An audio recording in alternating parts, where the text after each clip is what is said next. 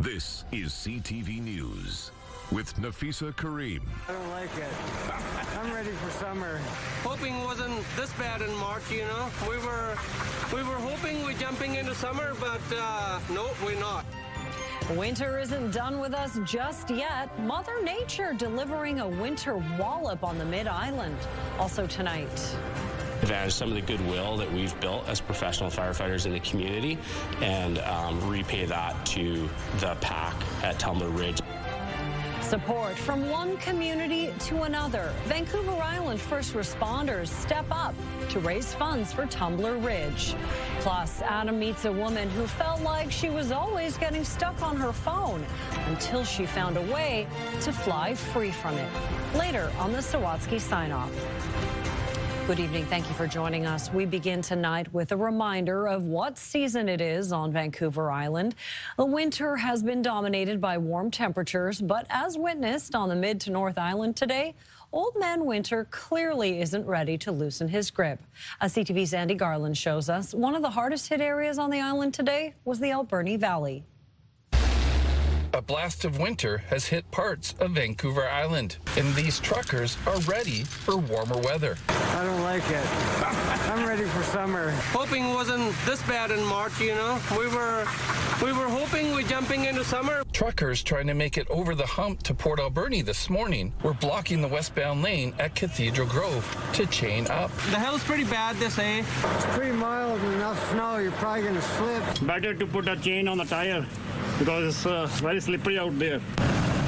Main Road Mid-Island Contracting says they were a bit surprised with the amount of snow coming down in some areas. Even still, they were prepared and out in full force along Highway 4. What we saw was some heavier precipitation in the form of snow, actually really wet snow. Environment and Climate Change Canada says a fast-moving low-pressure system moved across the island, which brought some form of snow to most areas. If it's not mixed with rain, then it's certainly falling as snow. More than 10 centimeters of snow is possible for areas at higher elevation. We're on the cold side of the jet stream, so with that cold air still sitting around, any kind of moisture that comes off the Pacific, it's more likely to fall as snow than rain. People in Port Alberni thought shoveling snow would be a thing of the past. I was expecting no more snow this year. Surprise. It's spring break and it's a snow day. For kids who are on spring break in the Alberni Valley, having a snow day and waking up to a winter wonderland was a pleasant surprise. I raced to my bedroom and I woke up my sister. It was really fun to play in. This is like a chance for us all to get together. Environment Canada says the white stuff should taper off this evening, and there's a good chance it can start falling again throughout the week. Andy Garland, CTV News, Port Alberni. For the second summer in a row, Victoria's Inner Harbor is acting as a music venue, this time with help from Hollywood. The David Foster Foundation is celebrating its 40th anniversary with a free concert on a barge. If that sounds familiar, well, that's because it is. CTV's Anna McMillan explains. Victoria's Inner Harbor offers a photo op for thousands of tourists every year, and this summer it's serving as the backdrop for a free concert with several famous headliners. This will be a show that Victoria has never seen before. It's part of the David Foster Foundation's 40th anniversary, celebrating 4 decades of supporting children in need of organ transplants. Be there for this historic gala weekend. On August 7th, the foundation is hosting a fundraiser gala. On the 8th, a free public concert on a barge on the waters in front of the legislature. It's going to have lots of surprises. There will be great entertainment. That includes Josh Groban, Catherine McPhee, Jay Leno, and Victoria's own David Foster. We wanted to come back to Victoria to celebrate and thank Victoria for helping us for 40 years. 60,000 people took in a concert on a barge in the Inner Harbor last summer and many summers before it. Symphony Splash returned after the pandemic with the help of a $250,000 grant from the city. These large-scale civic events, the cost of them has really skyrocketed over the last 5 to 10 years. The Victoria Symphony declined our interview request. In January, the CEO said his team had been in talks with the David Foster Foundation to see if it could produce the costly event instead. It is definitely not a Symphony Splash event at all. It'll have a David Foster sound, a David Foster look, international artists that'll be performing, and the Victoria Symphony is just accompanying David on the stage. Councillor Jeremy Caradona says the city is thrilled to see another concert in the core. It's classical and popular music on a barge and downtown. So to have that continuity of the event is really important for the community. He says the last Symphony Splash was one of the biggest events downtown has ever had. It generated millions of dollars of economic activity. The David Foster Foundation says its concert is a one-time thing. So do we bring the event back in 2027 and onward? Those are conversations that we're having internally at the city right now. As for this summer's events, the David Foster Foundation says more details and big names will be announced soon. Anna McMillan, CTV News, Victoria. For the second year in a row, Langford is throwing an early Canada Day bash at Starlight Stadium, featuring some homegrown headliners.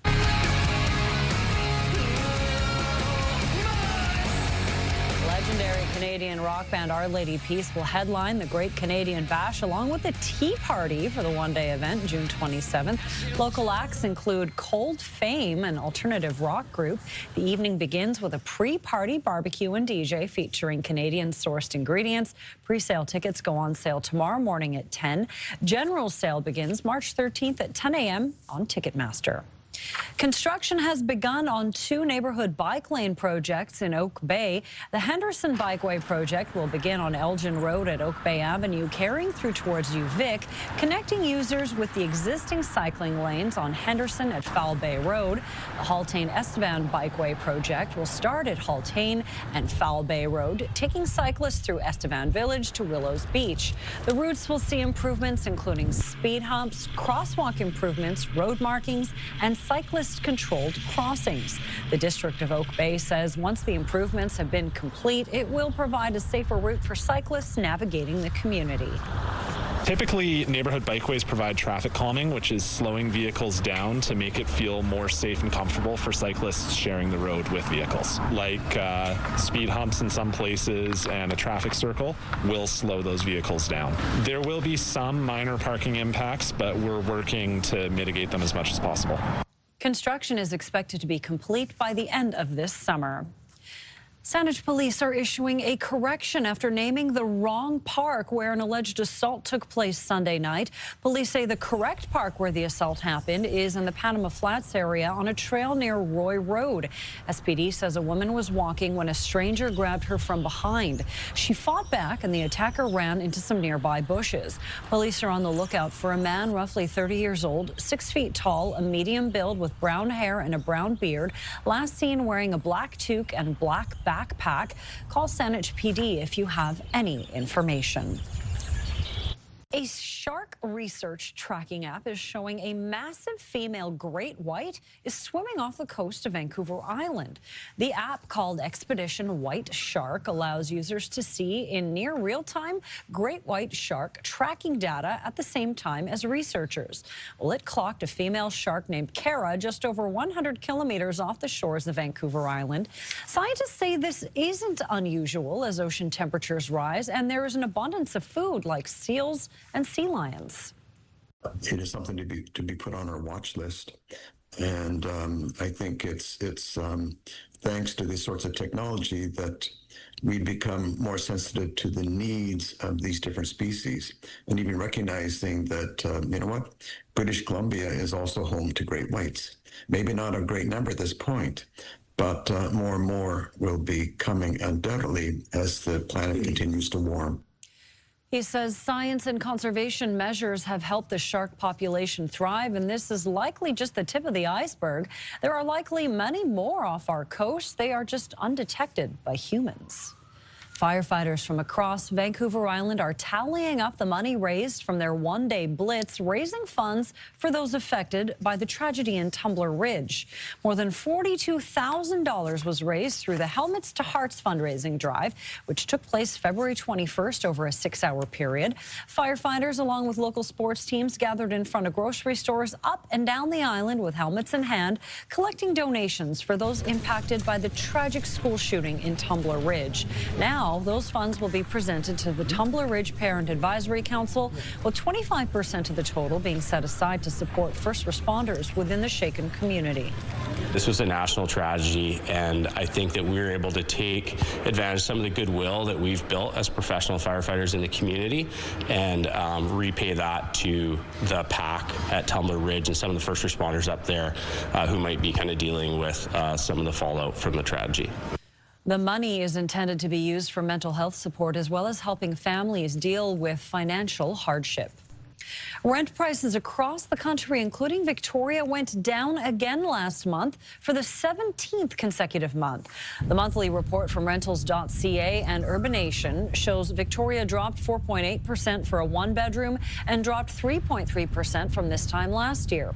In Nanaimo, rent has increased year over year, up 1% for a one-bedroom and up 7.2% for a two-bedroom. The dropping prices across the country bring the average asking price of rent down to $2,030, the lowest in almost 3 years. 5 degrees after hitting a high of 6 earlier today. Fairly light wind out there under mostly cloudy skies. We have snow on the ground in parts of the island and more on the way. Show you some pictures, give you your forecast right after the break. CTV weather brought to you by Expedia Cruises. Make the most of your next vacation by booking with those who've been there. Visit expediacruises.ca. What makes West Shore Parks and Recreation a perfect place to play? It's our staff, working behind the scenes to keep the pool safe, kids engaged, and programs thriving. So apply today and join our team. Josh, you have so much weather to go through today. I'm just going to let you start. Okay, I'm just gonna go and I'm gonna speak very, very quickly. Cool in Victoria today. More like showers for most of the day, although there were some reports in parts of Greater Victoria where you had a little bit of wet snow mixed in. Certainly not as much as inland areas where you have a snowfall warning. This was from this morning, and by all accounts, there are even a few more centimeters of snow on the ground. Thanks to Wayne for sending this in from Port Alberni. They are under a snowfall warning. You can see there is some snow continuing to fall in through especially higher elevations through inland areas, but even some lower elevations dealing with 10 to 15 potentially by the time we get to the end of tonight and early tomorrow morning. In Victoria, we're in a bit of a break right now, but we'll likely see a few more showers slide through. And overnight tonight, and maybe off to the west-northwest, a little bit of a rain-snow mix. For tomorrow morning, showers start to return, and then it really steadies up as we head through the day tomorrow. And watch what happens across the north. I mean, there was a snowfall warning for the North Island. It's been dropped. You're still just under a special weather statement. I think it may come back into effect through the course of the day tomorrow. I think especially away from the coast, that could be maybe 5 to 10 centimeters of snow. This will be some heavier, steadier rain from around Comox, south through Nanaimo, and down towards Victoria tomorrow afternoon. So let's start with the snowfall totals. Port Alberni, maybe another 5 to 10 by the end of the day tomorrow. Up around Port Hardy, that's why we're thinking maybe that snowfall warning comes back into effect for tomorrow. You're going to see some heavier, steadier rain out on the west coast. Victoria gets about 10 to 15 millimeters tomorrow, and then more on the way for Thursday. And you can see there is the likelihood for maybe a good 40 or 50 millimeters of rain for areas just off to the west. So rain-snow mix for tomorrow, more like snow as you get further away from the coast. 5 degrees for a daytime high. Rain. I don't think you'll see any snow, just rain on Thursday with a high of 5, and really doesn't warm up all that much until you get to the early to middle part of next week with the chance of some more rain snow mix in the forecast for Saturday and Sunday. Inland areas, some snow in the morning, should change over to some showers or periods of rain in the afternoon for most areas. High of 5 degrees. Again, keep in mind, the snowfall totals are going to rapidly change over very short distances. So if you're traveling tomorrow, if you're on highways, be prepared for conditions to get awfully icy in some spots, and then in other spots just be wet. Just use caution if you're out on the roads tomorrow. Rain and 7. Out on the west coast, that'll be heavier, steadier rain, not only for tomorrow, but Thursday as well. Kind of breaks down a little bit by late Friday and into Saturday, but back to a chance of a rain-snow mix on Sunday. Comox, gusts to about 50 kilometers per hour. Chance of a rain-snow mix and a high of 7. 6 degrees and showers on Thursday, and then a little drier for Friday. Saturday, in Nanaimo, showers and 5 tomorrow. Some showers or periods of rain and 6 on Thursday, and then a little bit sunnier for Friday, Saturday before the rain returns on Sunday. And in Victoria, periods of rain, a little gusty, and a high of 7 tomorrow. And more rain on the way Thursday into Friday. CTV Weather is brought to you by Expedia Cruises for air, land, and sea vacations. All right, thanks, Josh. Now to the latest on the war in the Middle East. Canada's Foreign Affairs Minister confirming that the federal government has helped thousands of Canadians desperate to flee the war zone to come home. Still, others are willing to risk danger and go into Iran. CTV's Adrian Gobriel is at the Turkish border, where he met a Canadian heading to Tehran to be with family. The call to prayer reverberates from Iran across the border through this remote mountain pass. The Kapakoi border crossing sits more than 2,000 meters above sea level. It dates back to the 17th century. Today, it's a critical passage for those entering Turkey from Iran. Since this war began, thousands have stepped across this threshold, exhausted and relieved, including the youngest of travelers. I thought maybe they're going to attack again, even closer and closer until it gets to my house.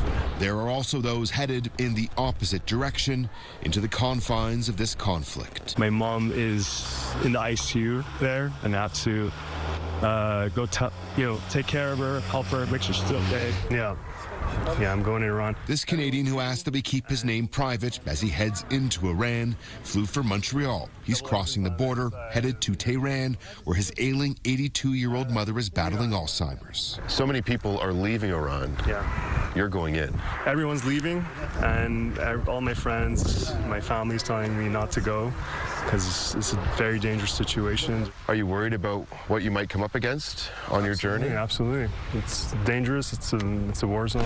Mehran Amiri has left Iran, headed to Vancouver, where his children live. They are all of the capital I have in my life. So I'm waiting for hug them and kiss them. Forced to pick up the pieces, this is the new reality in Tehran, where rescue workers search for survivors following a deadly strike. And more evidence of the war's widening footprint, remains of an Iranian missile that was intercepted, located on Turkish soil. For the second time in as many weeks, the NATO nation confirming a U.S. Patriot missile system is now operational inside the country. For some who've lived through a life cycle of conflicts, they've seen enough. Too crazy are fighting, too mad are fighting together, though there is no hope for future. As this war even hardens the most innocent. Every day of school, people are begging from God for the war to end. Though not even the prospect of death can break a son's unwavering commitment to his mother. I'm just thinking about my mom right now. She's not well, so I got to take care of her. Propelled in opposite directions, this is a conflict that has done more than just cross borders. It sent thousands down winding roads. The final destination still to be determined. For those on the move, this crossing has grown noticeably more tense. We watched as a military police commander with a heavily armed unit sweep through this location just earlier amid rising security concerns. Adrian Gobriel, CTV News, Vaughan Province, Turkey. Coming up, finding feathered friends. Adam meets a woman who never imagined she would start listening for birds until she found she couldn't stop. Next on the Sawatsky Sign-Off. Adam meets a woman who felt like she was always stuck on her phone until she found a way to fly free from it on the Sawatsky Sign-Off. Before she went outside, Zoe Flashner felt stuck inside her phone. You're trying to get the high, get the ping of dopamine over and over again. But despite spending up to 4 hours a day scrolling, Zoe was always left feeling empty. So she decided to try something she never imagined she'd do. Because it's totally a joke that as you get older, suddenly you're interested in the birds.